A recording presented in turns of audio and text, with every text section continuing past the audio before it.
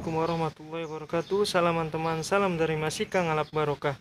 Hari ini Kamis tanggal 2 Maret 2023, Masika berada di wilayah pemakaman Sunan Gunung Jati.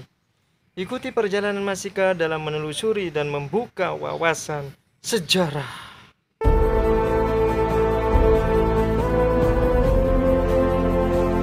Bismillahirrahmanirrahim. Allahumma salli wa sallim wa barik ala sayyidina Muhammad. Fatahillah atau Fadillah Khan atau Falatehan adalah laksamana Cirebon dan tokoh penyebar Islam yang dikenal karena memimpin penjajahan Sunda Kelapa pada tahun 1527 Masehi dan mengganti namanya menjadi Jayakarta. Mengenai asal-usul dari Fatahillah, terdapat banyak pendapat dan riwayat yang dikemukakan oleh para sejarawan. Salah satu pendapat mengemukakan bahwa Fatahillah berasal dari Pasai, Aceh Utara, yang memilih untuk hijrah ke Mekah setelah tanahnya dikuasai oleh Portugis.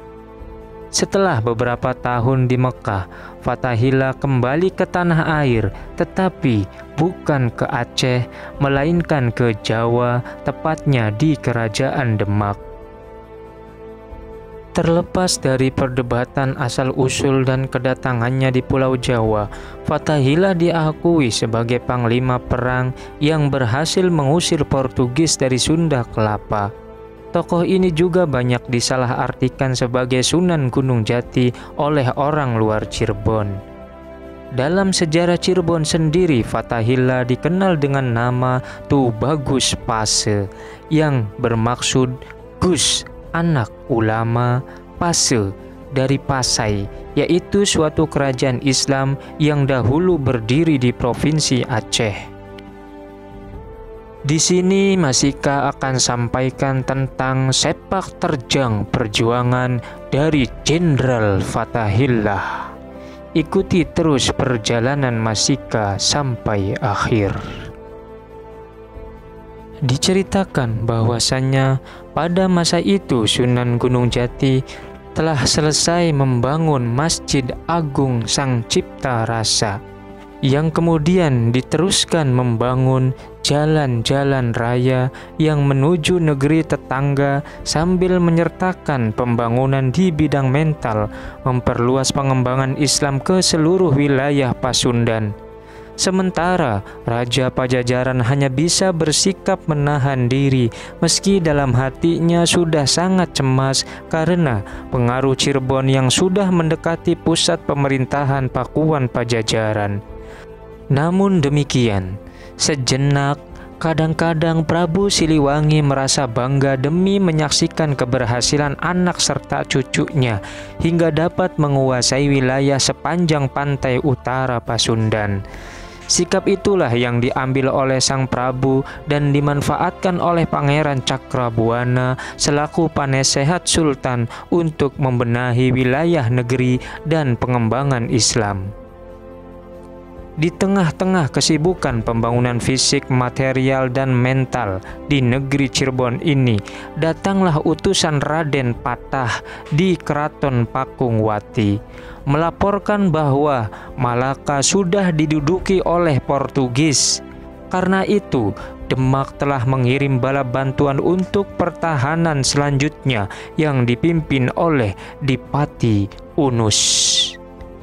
Dalam waktu dekat, Cirebon pun akan dikirim juga bantuan pasukan guna mempertahankan pelabuhan Sunda Kelapa. Kerajaan Malaka diduduki bangsa Portugis pada tahun 1511 Masehi, pada masa pemerintahan Sultan Mahmud Shah. Pada saat itu banyak para syekh dan mubaligh yang pergi mengungsi ke negeri-negeri terdekat yang aman. Salah seorang di antaranya ialah Kiai Fatullah atau Fatahillah atau Falatehan yang mengikuti perjalanan pulang tentara Dipati Unus. Selain menyelamatkan diri dari penjajahan Portugis, kedatangannya ke Demak juga untuk ikut serta membantu pengembangan agama Islam di tanah Jawa, seperti yang diharapkan oleh ayahnya Maulana Makhdar Ibrahim, ulama asal Gujarat. Sebagai putra seorang ulama yang terbilang tinggi ilmu agama dan sosialnya, maka kehadiran Fathahillah di tengah-tengah Kesultanan Demak, pusat pengembangan Islam di Jawa, merupakan harapan baik dalam mengemban tugas suci bersama-sama para mubalik wali yang masih ada. Karena pada sekitar tahun itu ada beberapa orang dari Wali Songo yang sudah wafat, seperti Sunan Ampel wafat 1481 Masehi, Sunan Giri wafat tahun 1506 Masehi, dan Pangeran Cakrabuana, penasehat dan atau paman Sultan Cirebon Syekh Syarif Hidayatullah. Sesuai dengan yang direncanakan bahwa Demak akan mengirim pasukan ke Cirebon untuk bersama-sama mempertahankan pelabuhan Sunda Kelapa dari pendudukan Portugis, maka diangkatlah Fathahillah oleh Raden Patah menjadi panglima pasukan Demak yang berangkat ke tanah Pasundan. Tetapi sebelum waktu pemberangkatan itu tiba, pada tahun 1518 Masehi, Raden Patah berpulang ke rahmatullah dan digantikan oleh Dipati Unus dengan gelar Pangeran Sabranglor. Pada saat penobatannya, banyak terjadi pemberontakan. Karena itu, ia harus menyelesaikan lebih dahulu sebelum melangkah pada tugas utamanya mengembangkan agama Islam. Dalam mematahkan pemberontakan ini, Pangeran Sabranglor gugur kurang lebih tahun 1521 Masehi dan digantikan oleh Sultan Trenggono sebagai Sultan ketiga.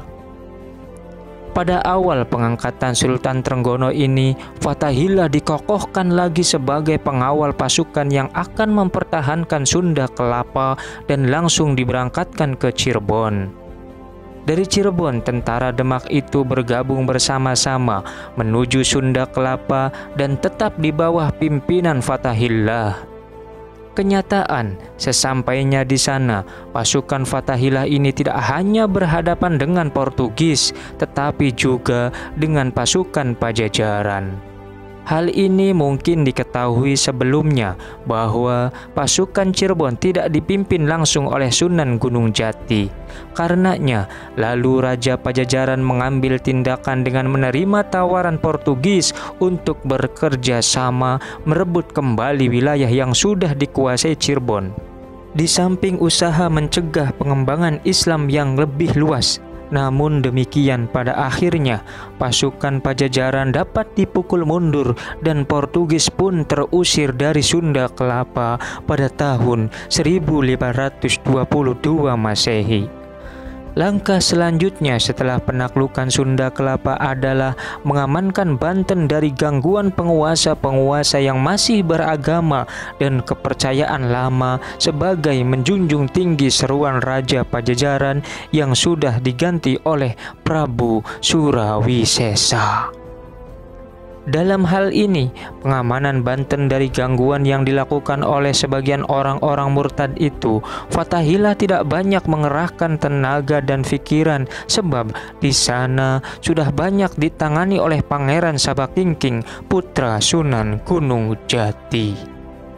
Setelah keadaan kembali aman, Fathahillah diperintahkan untuk memimpin di Sunda Kelapa sementara belum ada putra yang diangkatnya. Atas keberhasilannya dalam memimpin dua operasi demi tegaknya agama Allah itu, Fathahillah mendapat sebutan nama Kiai Bagus Pasai. Akan tetapi karena keinginannya menetap di Cirebon, maka sebagai pemimpin di Sunda Kelapa itu hanya beberapa bulan saja. Pada saat yang sudah direncanakan, Sunan Gunung Jati memanggilnya kembali ke Cirebon dengan mengadakan upacara penyambutan dengan meriah, hikmah, serta islami. Bersamaan dengan itu, Sunan Gunung Jati mengambil istri lagi, seorang putri dari Ki Ageng Tepasan, mantan pembesar Majapahit yang turut dengan pasukan Demak ke Cirebon. Putri Ki Ageng Tepasan itu bernama Nyi Ageng Tepasari.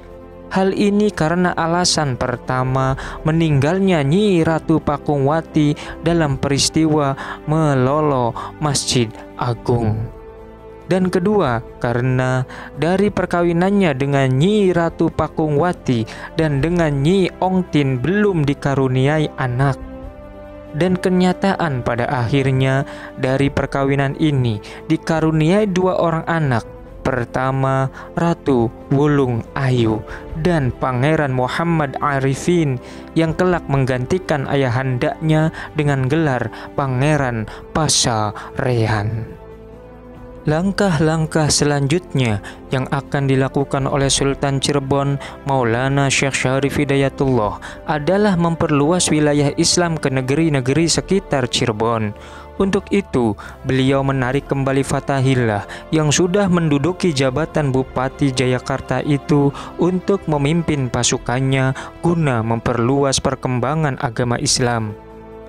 Adapun daerah-daerah sekitar Cirebon yang berhasil ditaklukkan ialah Kerajaan Talaga dan Raja Galuh. Selesai penaklukan Talaga dan Raja Galuh, Sultan Cirebon Syekh Syarif Hidayatullah menyelenggarakan tasyakuran bersama dengan menikahkan Fathahillah dengan putrinya Ratu Wulung Ayu. Berkenaan dengan ini, jabatan Bupati Jayakarta secara resmi diserahkan kepada Ki Bagus Angke.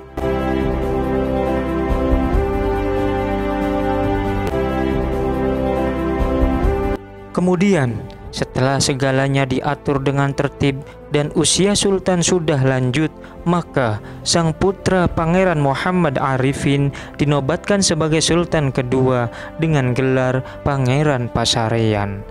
Untuk penasehat Sultan yang masih muda ini, Sunan Gunung Jati dengan persetujuan warga kesultanan lainnya mengangkat Fathahillah dengan sebutan Ki Bagus Pasai, dan Sunan Gunung Jati kembali ke Gunung Sembung guna menata agama Pasambangan, yaitu menjadi guru agama Islam di Pengguron Pasambangan. Langkah demikian yang diambil oleh Sunan Gunung Jati ini sesuai dengan apa yang telah direncanakan sejak masih di negeri Mesir, bahwa beliau ingin menjadi pengembang Islam di Jawa. Namun, sebaik-baik rencana manusia, rencana Tuhan lebih baik. Pada tahun pengangkatannya, kurang lebih tahun 1552 Masehi, Pangeran Pasarean Sultan kedua Cirebon itu mendahului ayahandanya berpulang ke rahmatullah. Alhasil, pada tahun itu pula, sang putra Pangeran Sabakingking telah dinobatkan sebagai Sultan Banten yang pertama dengan gelar Sultan Maulana Hasanuddin. Dengan wafatnya Pangeran Pasarean ini, Sunan Gunung Jati yang sudah merintis ketentraman hari tuanya dengan menata agama di Pasambangan itu kembali mengambil kebijaksanaan dalam tata pemerintahan Kesultanan Cirebon dengan mengangkat Arya Kamuning sebagai Sultan Cirebon ketiga dengan gelar Dipati Carbon I. Sebelum pengangkatannya, Arya Kamuning atau Dipati Kuningan sudah menjadi menantu Ki Bagus Pasai karena memperistri putrinya yang bernama Nyi Ratu Wanawati. Dan selanjutnya menurunkan 4 orang putra-putri, yaitu Nyi Ratu Ayu, Pangeran Mas, Pangeran Manis, dan Pangeran Wirasaba. Pengangkatan Arya Kamuning sebagai Sultan Cirebon memang kurang tepat karena dia adalah anak angkat. Tetapi dikarenakan putra-putri Pangeran Pasarean masih kanak-kanak, maka Sunan Gunung Jati mengambil kebijaksanaan yang demikian. Itu pun atas persetujuan sesepuh-sesepuh Cirebon yang semula meminta agar beliau duduk kembali di kesultanan. Masa pemerintahan Dipati Charbon I ini kurang lebih 12 tahun. Pada tahun 1565 Masehi, tahta kesultanannya diserahkan kepada putranya yang baru berusia 18 tahun, yaitu Pangeran Mas, dengan gelar Sultan Panembahan Ratu I. Karena usianya yang masih terlalu muda, maka Sultan Panembahan Ratu I ini banyak memerlukan saran-saran dan bimbingan dari sesepuh keraton. Sedangkan sesepuh keraton seperti Sunan Gunung Jati dan Kiai Bagus Pasai sudah terlalu tua untuk bersanding di keraton. Oleh karenanya, pada masa pemerintahan Panembahan Ratu I Cirebon sedikit mengalami penurunan, terutama hal pengembangan agama. Untung, pada masa Sunan Gunung Jati, kerajaan-kerajaan kecil yang menjadi pusat ajaran agama nenek moyang sudah semua ditundukkan, sehingga langkah untuk selanjutnya tinggal meninggalkan pembinaan agar di antara mereka tidak ada sedikit pun niat ingin memberontak.